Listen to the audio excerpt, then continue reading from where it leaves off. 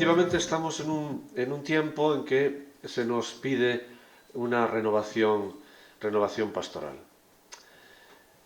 Además que es un tiempo propicio. Nadie lo diría, ¿verdad? Rezábamos hace un momento, levántate Señor y defiende tu causa o algo así. Y es una oración que nos sale de dentro, porque efectivamente parece que no tuviéramos defensores de nuestra causa. Levántate Señor y defiende nuestra causa. Pero es un tiempo propicio. ¿Por qué es un tiempo propicio? Porque el mundo se ha parado, ¿verdad? El otro día eh, en una charla decía alguien que había pedido a los niños expresar lo que había pasado con la pandemia y algunos ponían el mundo y una mano así, como diciendo, párate, párate, el mundo se ha parado, estamos como en un punto cero. Quiere decir que ese peso de la marcha, que es muy difícil de variar, ahora está como un poco aminorado. Muchas veces nos quejamos, es muy difícil cambiar cosas porque la gente tiene sus rutinas. Bueno, pues esas rutinas en cierto modo se han parado. A veces por desgracia, porque ahora mismo a mucha gente mayor de la que iba a nuestras iglesias le cuesta volver. Entonces se ha parado para mal en ese caso, pero a lo mejor en otros casos es para bien, en el sentido de algún cambio que tengamos que hacer, de horarios o de concentración de personas, etcétera. Estamos en un tiempo casi cero y hay que volver a ponerse en marcha. Pero la renovación pastoral viene exigida sobre todo también por causas de secularización, ¿verdad? Podríamos hablar que hay unas causas de secularización interna de la Iglesia que no son de ahora, que vienen de lejos, pero que lo percibimos de forma especial cuando ahora, pues no sé, es tan fácil la comunicación social y vemos que hay gente que abiertamente, pues llamándose cristianos, están pues enfrentándose al menos con los obispos y los sacerdotes, sobre todo con los obispos, claro. Decía Juan Luis Ruiz de la Peña, un teólogo famoso que murió hace unos años, en Apología del Cristianismo, decía, la Iglesia es la única institución que se permite tener entre sus cuadros personas que la quieren destruir. A veces da la sensación de que es verdad, de que tenemos dentro personas que quieren destruir la Iglesia. Hay una secularización interna muy fuerte que se manifiesta también en disminución de vocaciones, disminución del asociacionismo, también seglar, incluso de la implicación de los seglares, que es cierto que los que tenemos muchos son muy buenos, muy comprometidos, pero también es verdad que no tenemos muchos y que los mismos están en distintas cosas. Entonces hay una secularización interna, hay unos retos externos también, bueno, que no descubro nada, esto es partir un poco de la realidad, que a partir de la Edad Moderna, con la desaparición de Dios del horizonte cultural, pues este mundo se va edificando, digamos que como si Dios no existiera. Y que tiene consecuencias, tiene consecuencias. Ahora que está de moda el cuidado del medio ambiente, hasta ahí tiene consecuencias, porque si no hay un Dios creador, lo creado es todo objeto de usar y tirar. Pero cuando hay creador, eso da dignidad a todo lo creado, especialmente, lógicamente, al ser humano. Hay también una cultura del consumo, del ocio, que está influyendo, del deporte mismo, ¿verdad? Que con todas las cosas buenas que tiene, pero también, ¿qué os voy a decir a los párrocos?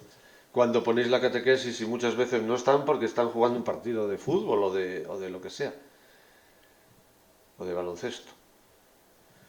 Bueno, es así.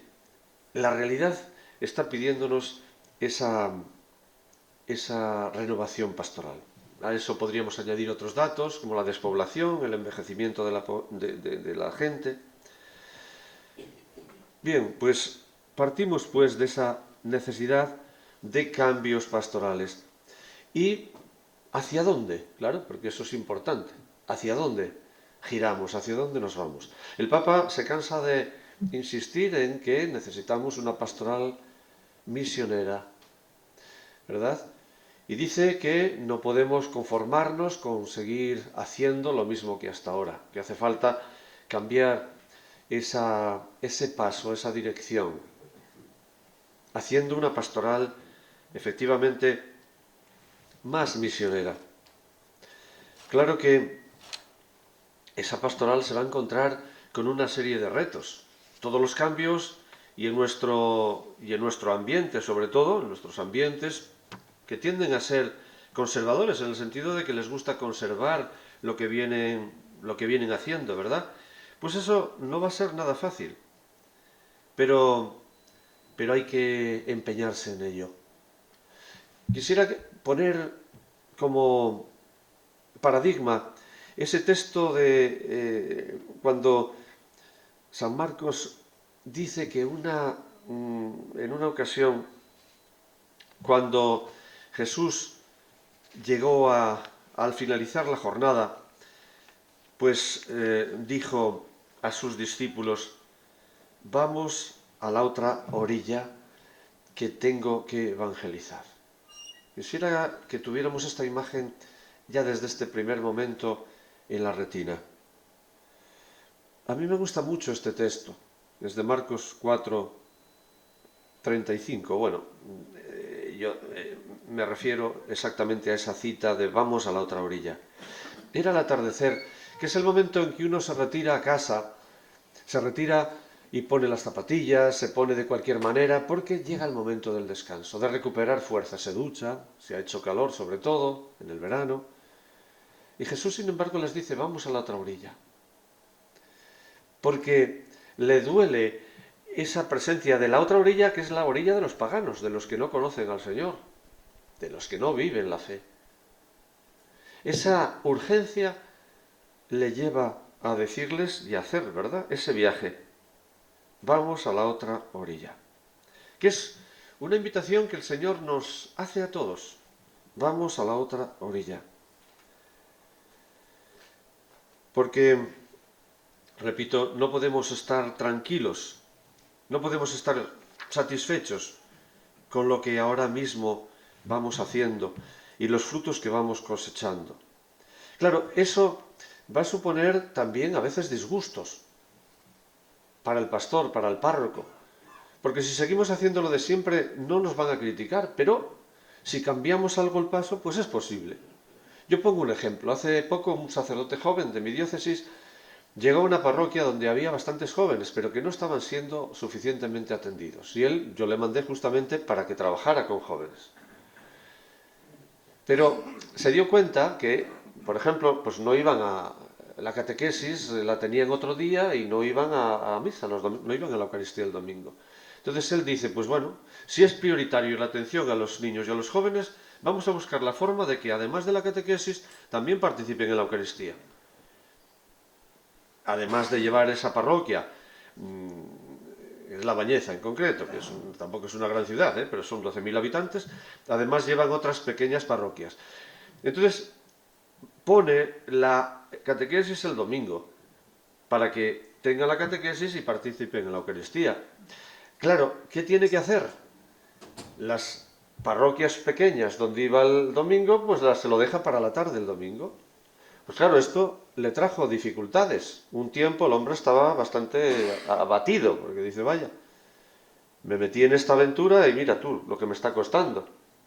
Pero la verdad es que pasó un poco tiempo y esto está funcionando bien. Los jóvenes van. Cuando convocamos en la diócesis algún encuentro de jóvenes, de ahí responden siempre ese grupo. Yo he estado en uno de estos encuentros hace poco y vi cómo respondían algunos de los del grupo, y veía la fe que tenían y incluso hablaban de que la Eucaristía les llenaba. Digo: mira, mereció la pena. Claro, pero esto fue a costa de tener que tomar una decisión que no fue cómoda, y la gente se resistía, sobre todo en los pueblos. Con esto no quiero decir que haya que abandonar los pueblos. Al fin y al cabo era cambiar de la mañana a la tarde. Pero eso fue duro y fue difícil para él. Bueno, es cierto, nos va a costar trabajo, pero ciertamente merece la pena. Y en este punto yo quería recordar una anécdota que el Papa contó en un retiro mundial para sacerdotes en el año 2015 en Roma. Dijo, lo voy a leer textualmente: decía él: ¿eres pastor de ovejas o te has convertido en peinador, en un peluquero de una sola oveja exquisita porque te buscas a ti mismo? Y yo me permitiría hacer esta reflexión. La oveja peinada es esa oveja que es la que tenemos dentro. Es la que tiene su novena y su misa y su intención. Y esa se va a resistir que tú le cambies el horario. Y claro que la tenemos que atender, pero no a costa de estar peinándola todo el día. Tendremos que peinar a otras ovejas, valga la expresión. Es decir, hay que atender también a los de fuera, no solo a los que están dentro. Porque además, si esa persona, digamos que está empeñada en que la cuiden así, pero se ignora que hay otras que también merecen ser cuidadas, pues está siendo egoísta. Hay que sacarla de ese egoísmo, hay que abrirle el horizonte. Hay más personas que tú, no eres tú la única. Así que eso es una apuesta que ciertamente no es fácil, pero hay que hacer. Una pastoral misionera. A continuación, quiero poner algunos acentos de esa pastoral misionera, con algunas. Está sobre todo tomado de Evangelii Gaudium, es el proyecto pastoral para la Iglesia del mundo. Entonces, ahí tenéis en el punto 2 algunas características. Atendiendo a su importancia, esa pastoral misionera, ¿cómo ha de ser? Si atendemos a su importancia, debemos destacar el primer anuncio, porque efectivamente el desconocimiento de Jesucristo hoy es muy, muy importante. El desconocimiento de Jesucristo es muy importante en mucha gente que quizás pensábamos que sí que le conocía, pero que realmente le ignora, porque nadie se lo ha transmitido, ¿verdad? Chicos ya que no van a hacer la comunión y por supuesto muchos más que no reciben la confirmación. Les falta formación.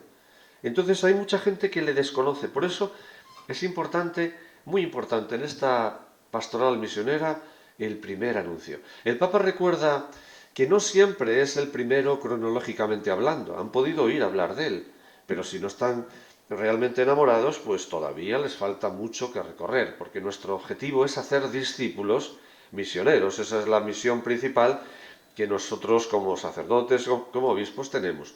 Hacer discípulos quiere decir personas que están cerca de él, que están con él, que están de su parte.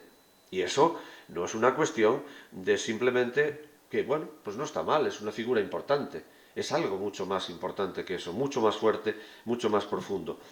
El primer anuncio es no solo porque cronológicamente lo es, sino también porque es el más importante. Es el más importante. Lógicamente, el protagonista en este primer anuncio es, como siempre, el Espíritu Santo, pero también requiere una cierta pedagogía en el evangelizador, que ha de saber llevar de la búsqueda de un corazón inquieto hacia Jesús. Llevarle hacia Jesús como hacía el propio Jesús cuando llamó a los primeros discípulos, estaban entre la muchedumbre, él les saca de la muchedumbre para que sean sus cercanos, para que estén con él, para formar una comunidad. De la muchedumbre al grupo comunitario. Primer anuncio, por lo tanto. Segunda cuestión, teniendo en cuenta la centralidad de la persona.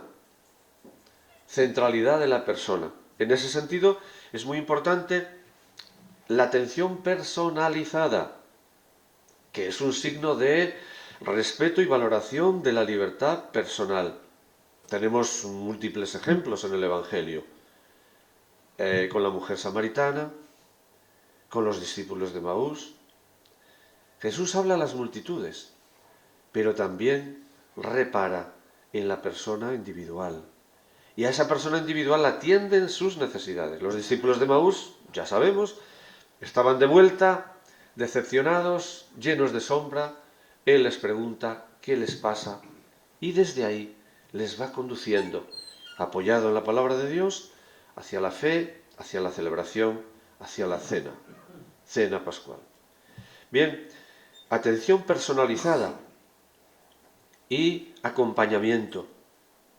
Un acompañamiento que puede ser individual, pero también grupal, y que es diferente según el estado de los destinatarios. Hay que atender a los que están dentro de la iglesia.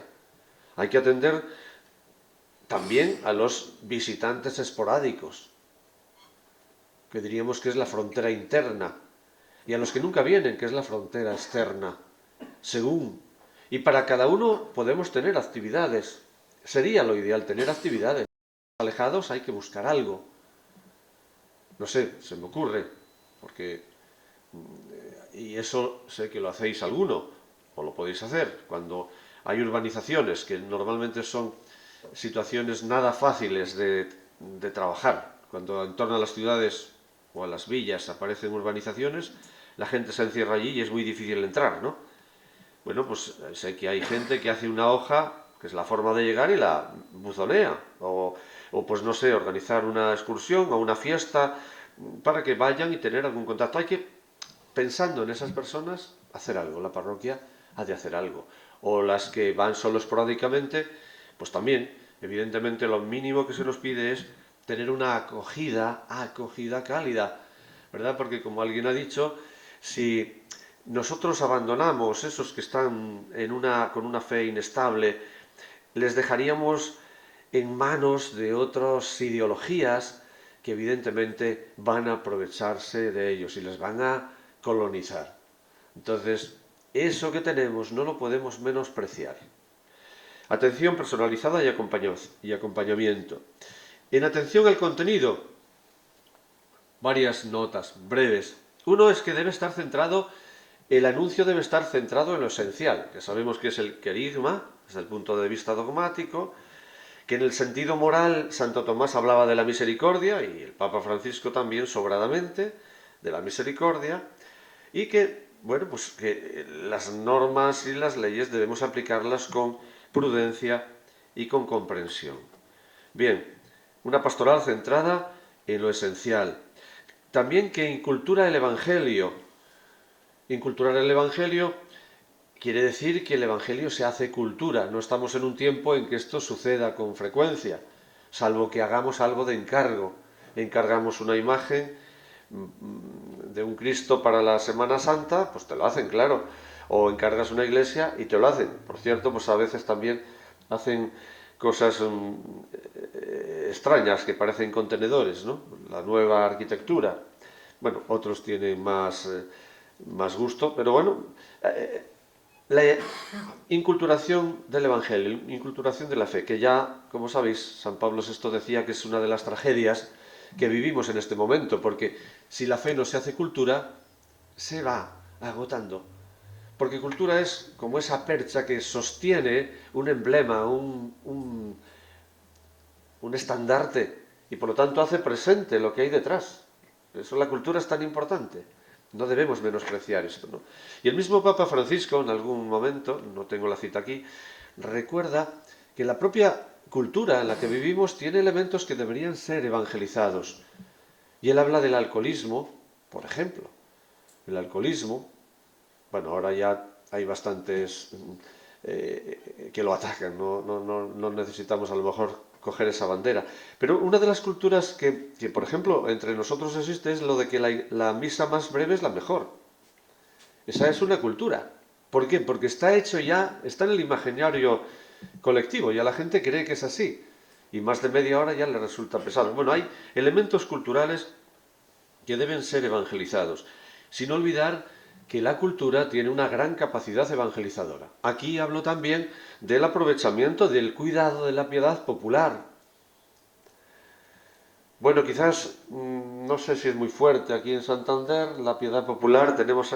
Oh, de Semana Santa no es muy fuerte, yo creo, ¿no? Pero bueno, luego los santuarios, romerías, y eso sí, eso sí. Piedad popular es más hacia el sur, ¿verdad?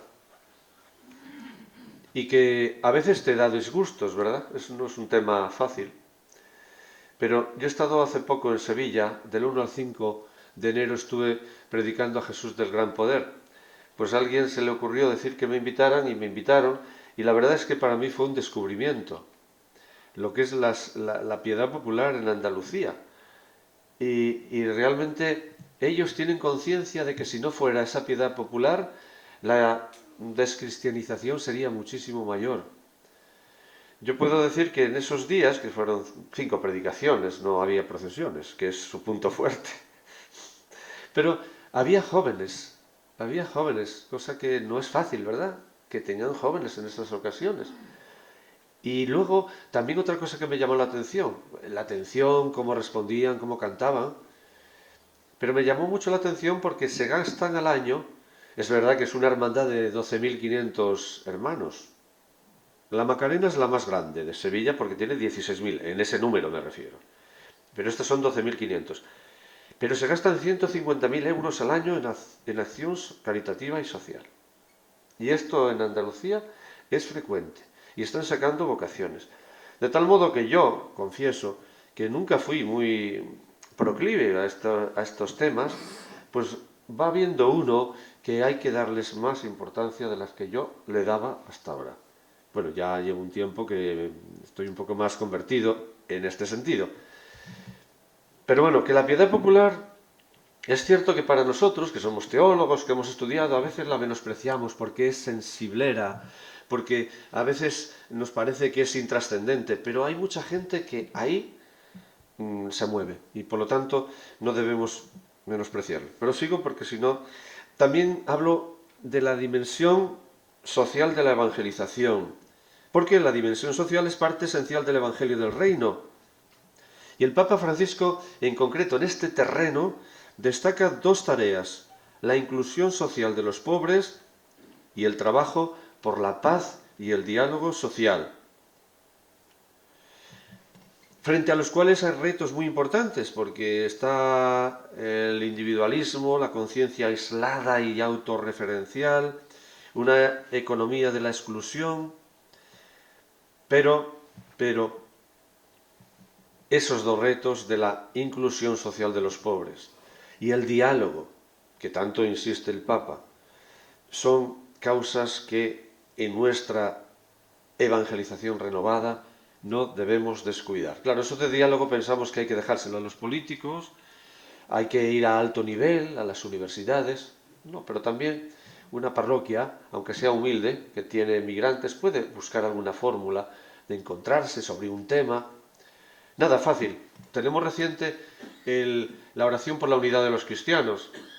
Y vamos, yo tengo la experiencia, seguro que don Manuel también. Este año, como allí, bueno, Astorga es Astorga, no es Santander, pero el año pasado no fue ninguno de otras familias cristianas. Entonces dije, vamos a ver, vamos a empezar por invitarles, vamos a tomar un café, uno por uno.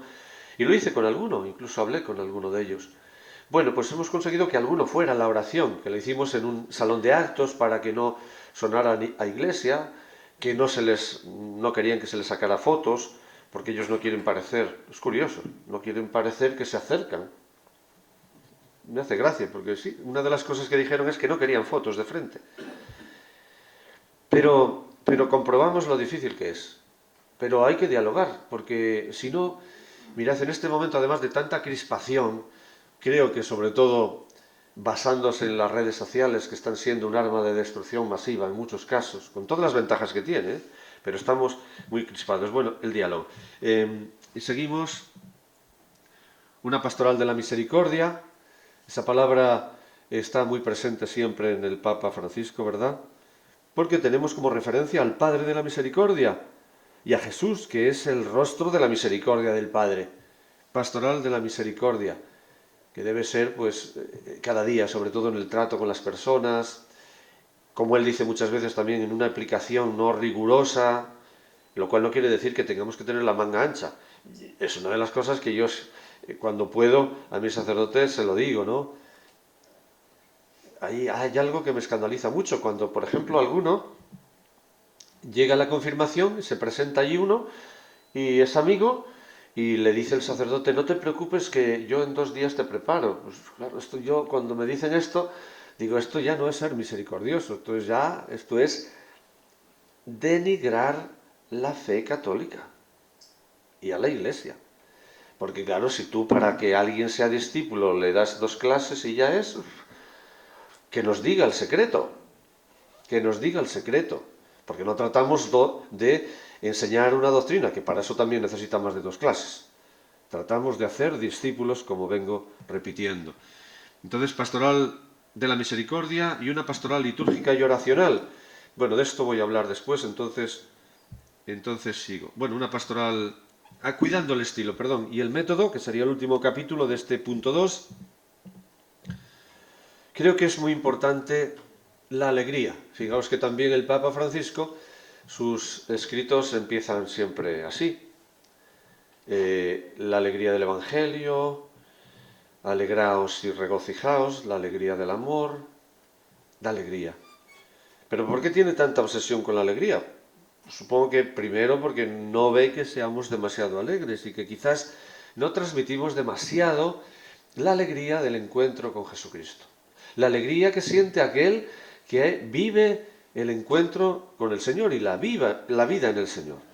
Por eso, Él nos invita en Evangelii Gaudium a una nueva etapa evangelizadora marcada por la alegría.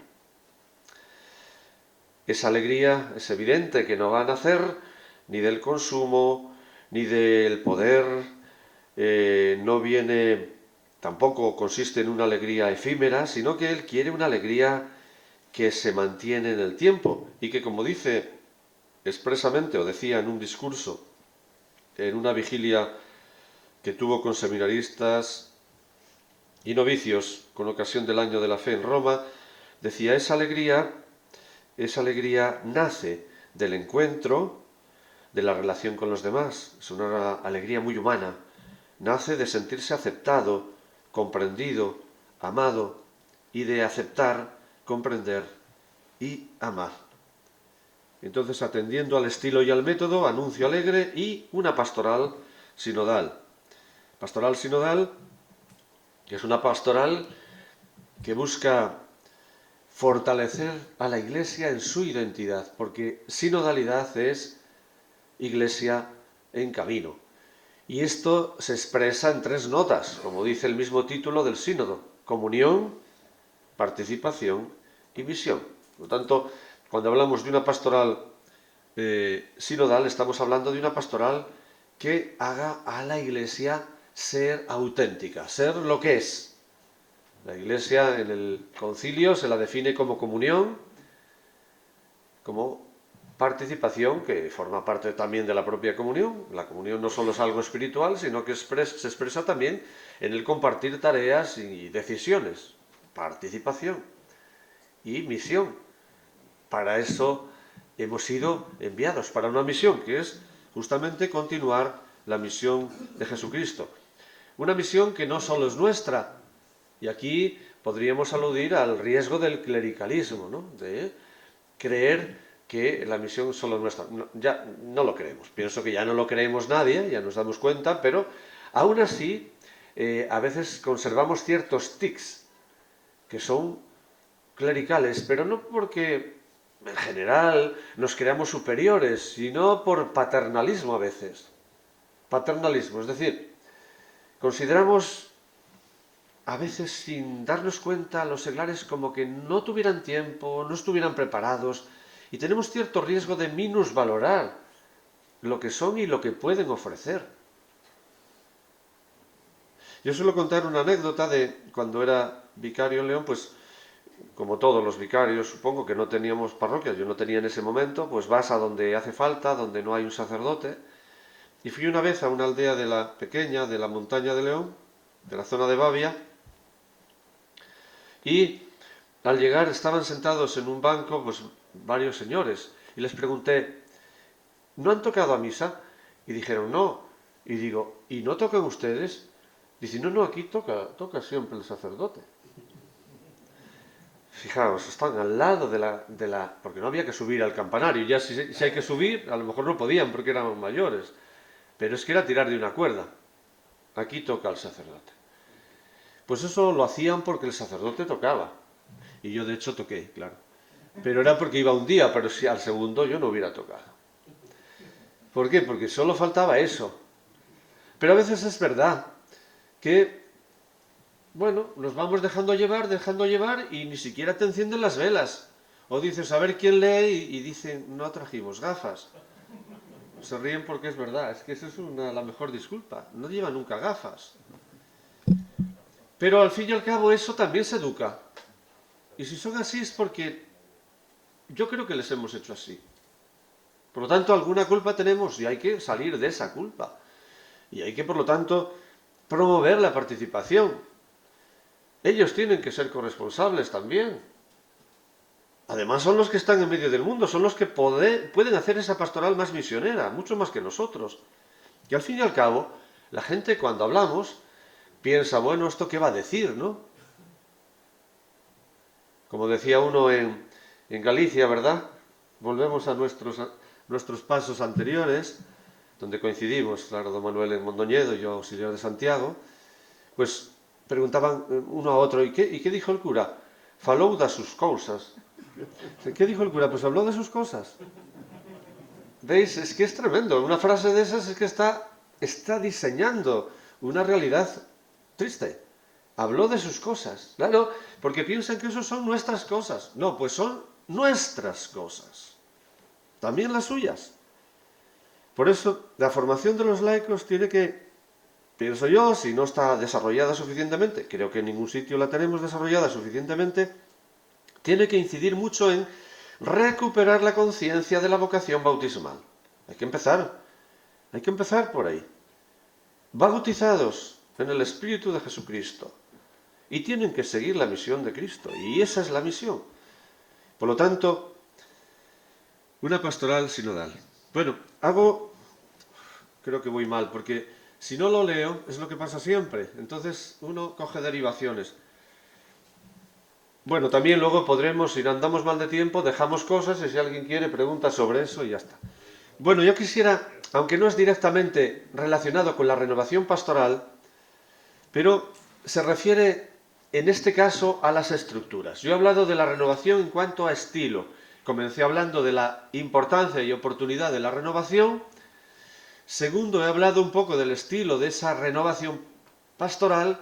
Y ahora quisiera centrarme un momento en el punto tercero del primer capítulo, en la estructura. Porque la renovación pastoral yo la fundamento sobre todo en tres pivotes. Uno es el cambio de estilo, que es lo que he venido hablando. Otro es el cambio de estructuras, y ahí hablaría de la parroquia un poco y de la unidad pastoral. Pero luego hay otro capítulo, que es el segundo, que es la renovación o conversión personal. Pero bueno, ahí a ver lo que podemos dar. Renovación de las estructuras. Si no se cambian las estructuras, pues tampoco avanzamos en la renovación. Y por lo tanto la renovación tiene que empezar por la parroquia. En principio, no estamos nadie optando por la supresión de parroquias. Es una demanda que a veces hacéis los sacerdotes o los obispos. ¿Por qué no se suprimen? Claro, es una forma de quitarnos también peso, y se comprende, ¿verdad? Pero es muy difícil. Por algo, ningún obispo está optando por la supresión de parroquias. Y es que canónicamente es muy difícil. Y prácticamente también lo es. Porque cuando se ha suprimido alguna, se ven las consecuencias que trae, de discusiones tan simples como a dónde van los santos. ¿Quién lo diría? Es que esto ni uno lo ha pensado, pero esto pasa. O sea, cuando se suprime, esos bienes a dónde van. Y ahí es donde empiezan las peleas. Es decir, que a veces hay cosas que lógicamente parecen fáciles, pero en la práctica no lo son. Por no decir que a la gente le supone un trauma que le dejen de ser parroquias, porque han sido abandonados progresivamente por los médicos, y quedamos nosotros y encima les anulamos como parroquia. Por eso la opción va en otra línea, que luego hablaré. De todas formas, la parroquia sigue siendo importante. Por eso cuando hablamos de otras estructuras, no queremos quitar ninguna importancia a la parroquia. La parroquia es muy importante. Es el medio principal en que la mayoría de los fieles entran en contacto con la Iglesia. Es lo que tienen más cerca. San Juan 23 hablaba de la fuente en medio de la plaza, que es una imagen bien bonita, donde la gente va a refrescarse, donde se ve, donde habla. En las parroquias pequeñas nos dicen, si no fuera la misa no nos veíamos en toda la semana. Es verdad. Yo soy de una parroquia mínima donde no hay bar y si no van a la iglesia, por cierto, van pocos, pero es que no se ven. No se ven. Por lo tanto, la parroquia tiene un gran peso y no debe ser menospreciada. Pero claro, en muchas de nuestras parroquias, yo esto hablo con un poco de miedo porque yo creo que aquí pequeñas tenéis pocas, son bastante grandes. Sí, tenéis. Bueno, ya no hablo del Valle de Mena, no, en general. Tenéis más sitios también. Claro, es verdad, tenéis liébanas, sí, esas son pequeñas. Esas se parecen ya a la zona de la meseta. Bueno, lo que iba a decir es que efectivamente hay muchas situaciones en que las parroquias tienen retos importantes, como por ejemplo el constituir una comunidad. Sobre todo ahora, después de la pandemia, hay muchas, por lo menos en la meseta, que no se reúnen siquiera, porque la gente mayor no va por miedo, entonces no son capaces ni de reunir. Es un poco triste, ¿verdad? Entonces, cuando tú no tienes una comunidad, pues ya está, ya es un problema. El reto de constituir una comunidad, de que se reúna la comunidad. El reto, también otros retos, por ejemplo, que suelen ser cerrados. Cerradas quiero decir que no se mueven para nada de allí. Yo en una ocasión, en mi pueblo, que está a 1 kilómetro de otro donde había misa, le pregunté a una señora que cómo no iban, porque estaba sonando la campana, y dice, no, es que si vamos, no viene luego el cura aquí. Es decir, este es otro reto importante, que es la falta de comunión, de universalidad, es una fe cerrada, es una comunidad cerrada en sí misma. Este reto de la falta de comunión, que podemos llamar parroquialismo, es un reto importante. Claro, estos retos están ahí. Luego les faltan niños, jóvenes. La pastoral se reduce a una celebración. Estos retos los tiene. Y ante estas deficiencias, ¿qué hacer? Yo decía que se descarta lo de suprimir parroquias, entonces lo que estamos intentando es dar carta de naturaleza a lo que se llaman unidades pastorales. Unidades pastorales que podríamos definir de muchas formas, pero más o menos los elementos clave son estos. Se trata de una comunidad de fieles que pertenecen a varias parroquias limítrofes con cierta similitud, que conservan sus derechos y deberes, esas parroquias, no les suprimimos los derechos y deberes, no les quitamos los libros, siguen existiendo jurídica, canónicamente, pero que tienen que formar una comunidad cristiana viva y orgánica, que tienen criterios pastorales comunes y que realizan una pastoral misionera y sinodal, y que son atendidas por un conjunto, un equipo de sacerdotes religiosos y laicos. Bueno, como decía hace un momento, esta nueva estructura pretende superar esas deficiencias. Yo hablaba del parroquialismo, pero también la desigualdad, porque a veces si un sacerdote, imaginaos que en la misma zona, al mismo arciprestazgo, un sacerdote tiene muchas parroquias y el otro tiene 2 o 3, pues pegando, una tiene todos los domingos y otra tiene una vez al mes, por ejemplo. Claro, esto la gente no lo lleva bien, porque lo que menos piensa es que, claro, mi párroco solo tiene 2. Lo que piensa es que los de al lado tienen todos los domingos y ellos tienen una. Esta desigualdad, bien organizado, la unidad pastoral debe contemplarlo. Y por lo tanto, el reto de la desigualdad también se puede superar. O el clericalismo, porque las unidades pastorales pretenden sumar equipos apostólicos a la acción. Bien, para todo eso, justamente, están pensadas las unidades pastorales. Yo no sé vosotros si tenéis algo en marcha, unidades pastorales, sí, ¿verdad? Nosotros hemos hecho, acabamos de publicar un libro con el diseño, con los criterios, el decreto de creación. Hace 22 años ya don Camilo, que fue el obispo, no el anterior, sino el anterior, que estuvo del 95 al 2015, pues había hecho unos CAP, Centro de Atención Pastoral, que había servido ya para iniciar el camino. Ahora hemos hecho estas unidades pastorales, donde lo del mapa es lo de menos, pero también tiene su importancia. Pero se ha dialogado mucho con la gente, ya hemos llegado a acuerdos, y durante el año se está haciendo ya un diseño de trabajo. Lo primero que hemos empezado es porque los sacerdotes distribuyan ámbitos de trabajo.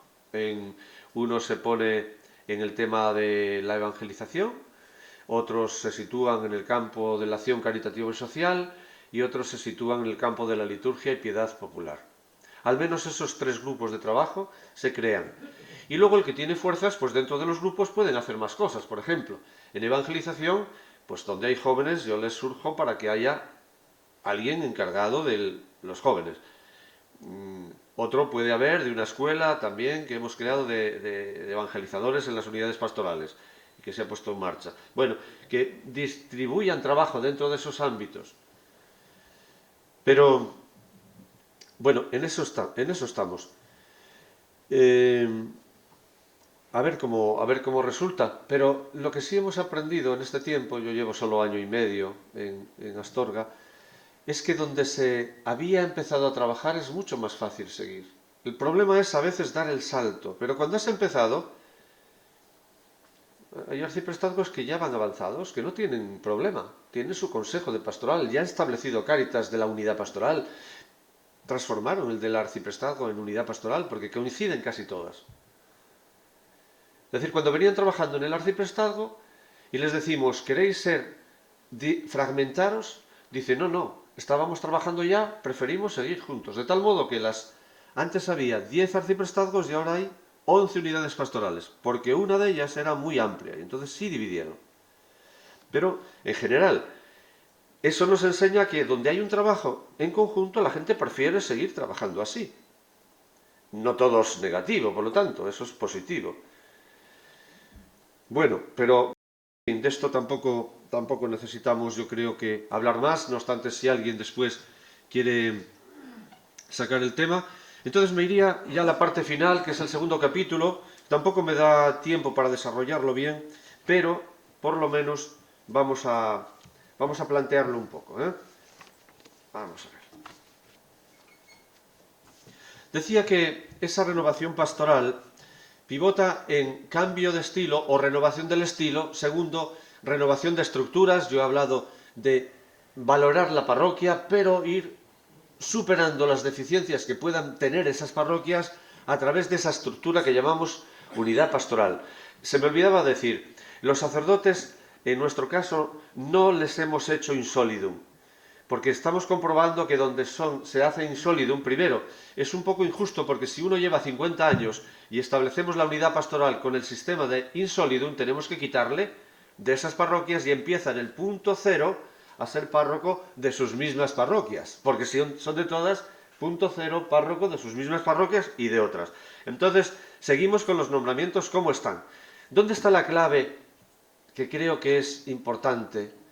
Es que en el sector sí que va a ser tener la responsabilidad en toda la unidad pastoral. Es decir, el que se coge catequesis, él es el responsable de catequesis en toda la unidad pastoral.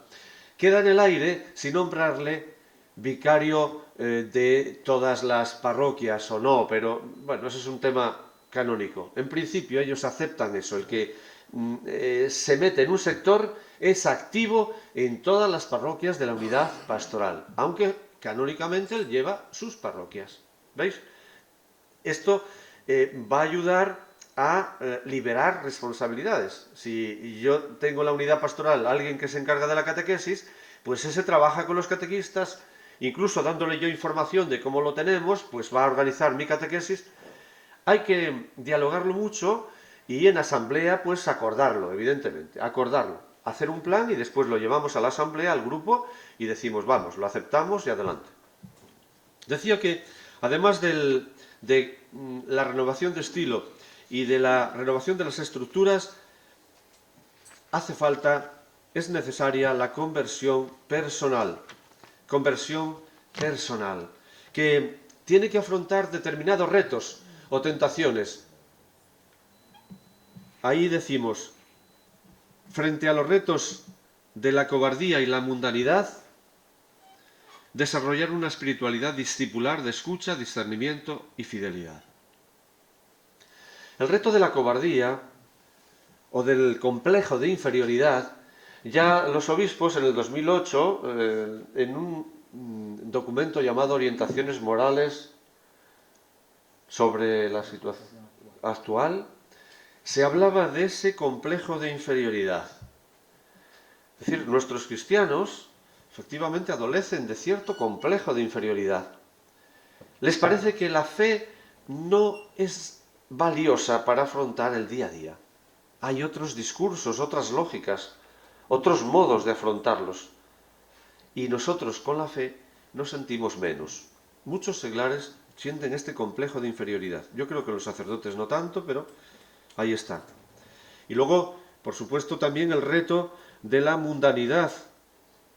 El Papa Francisco alude a él. Al fin y al cabo es el reto o las tentaciones del prestigio, del poder, del placer, las típicas tentaciones, ¿verdad? Frente a esos retos, ¿qué debemos hacer? Pues evidentemente desarrollar nuestra espiritualidad. Es decir, en el encuentro con Cristo, dejándonos llevar del Espíritu Santo, tenemos que buscar alimentar una espiritualidad discipular de escucha de Dios, de escucha de la palabra. Abraham puede ser un buen modelo, pero otro más cercano y más querido para nosotros es la Virgen María, modelo de escucha. Que nuestra oración no sea hablar y hablar, sino escuchar, primero escuchar. Para lo cual necesitaremos crear ámbitos de silencio. Jesús se iba al monte, se retiraba al monte. Y eso que la muchedumbre le rodeaba. De tal modo que Él nos ha enseñado que el hacer muchas cosas nunca puede ser justificante, nunca justifica el no retirarse a un lugar tranquilo para orar. Porque Él lo hacía. Por lo tanto, una oración que sea de escucha, con un ambiente apropiado también. Y el ambiente apropiado es, si hay una capilla, pues ese es el ambiente apropiado. Porque si nos vamos, si lo hacemos, y todos lo hacemos cuando tenemos prisa, si lo hacemos en el mismo lugar donde estudiamos y tenemos los papeles encima de la mesa, lo más probable es que el ojo se te vaya hacia una factura que hay que pagar.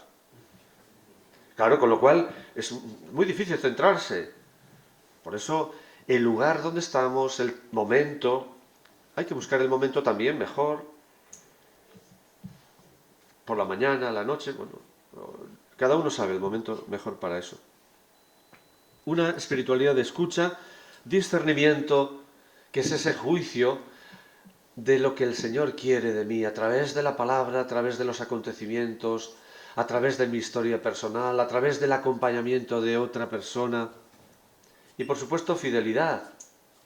En este tiempo de escasez de frutos, el fruto más importante que podemos hacer o dar es la fidelidad.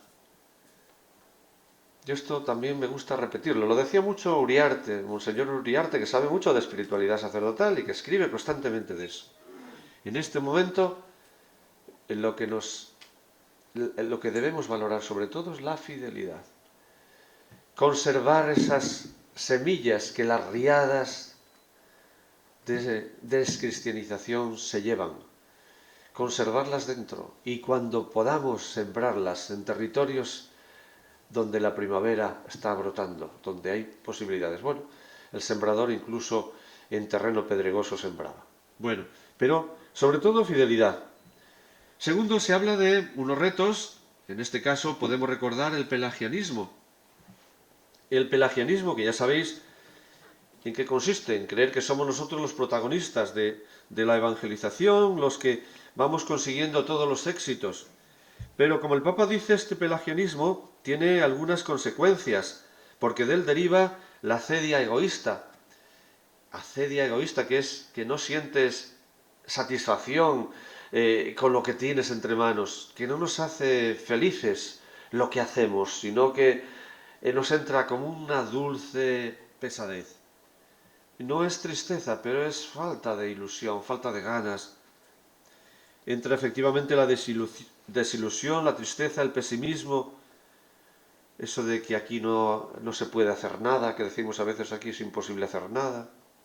Esas son consecuencias de ese pelagianismo, de creer que nosotros llevamos la manija, llevamos el timón, lo hacemos todo. No, lo hace el Señor. También tenemos el reto del gnosticismo, ¿verdad? Frente a eso, bueno, eso viene después. Frente a este reto del pelagianismo, desarrollar una espiritualidad humilde y alegre. Humilde, porque sabe que todo se lo debemos al Señor y que los éxitos son de Él. A nosotros no nos siguen porque seamos unos grandes oradores, a Cristo no le siguen porque nosotros seamos unos grandes oradores, tengamos buenas cualidades de relación. Todo eso ayuda, sí, porque somos mediadores. Todo ayuda, pero al final es Él. Por eso una espiritualidad humilde, una espiritualidad también alegre. Tercero, 2.3, frente al reto del gnosticismo, una espiritualidad encarnada. El gnosticismo ya sabéis que consiste en confundir salvación con saber. Creemos que el que más sabe es el que está más cerca de Dios, es el salvado por antonomasia. Y que, como dice el Papa en Gaudete et Exsultate, el que cae en este reto, en este peligro, lo que hace es clasificar. Y esto se nos da muy bien. Se nos da muy bien también dentro de la Iglesia, clasificar. Este es así, yo así no me gusta. Nos dedicamos a clasificar. Cuando tenemos tantas dificultades externas, tantos enemigos externos, resulta que estamos nosotros también divididos. Eso es un problema, Y por lo tanto, y ya estoy en el último punto, frente al individualismo, la división y el enfrentamiento, desarrollar una espiritualidad sinodal de la comunión y la corresponsabilidad en la misión. Venía diciendo que cuando tenemos tantas dificultades externas, tenemos que afrontar tantos problemas, que no tengamos conciencia de que todos nosotros estamos en la misma barca y que me beneficio de que al otro le vaya bien y me perjudica que al otro le vaya mal. No podemos utilizar ese criterio de que sálvese quien pueda. Eso solo lo hace una institución que esté en plena descomposición. Nosotros no lo estamos, gracias a Dios, a pesar de todo. No, porque si el otro le va bien, digo, al otro compañero, a mí me irá bien. Porque al fin y al cabo, esa actitud agresiva que ahora mismo estamos viendo frente a la Iglesia, es frente a toda la Iglesia. Frente a ti y frente a mí. ¿No? Aunque ataquen a los obispos más, en realidad les atacan porque son más significativos, pero ese ataque va dirigido contra ti, contra todos. No lo debemos olvidar. Y esas dificultades, o esa situación, ese menosprecio va dirigido contra todos. Y todos estamos en la misma barca. Por eso, frente al individualismo, frente a querer hacer la guerra cada uno por su cuenta, frente a la división y el enfrentamiento, hemos de desarrollar esa espiritualidad sinodal que goza con la comunión.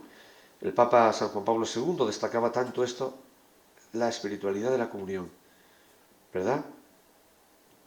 Que decía que es ver al otro como hermano, contemplar a la Trinidad presente en él y en ti. El mismo Dios nos une. Y luego que compartimos el mismo carisma sacramental, porque hemos recibido la misma ordenación, el mismo carisma de Cristo, buen pastor.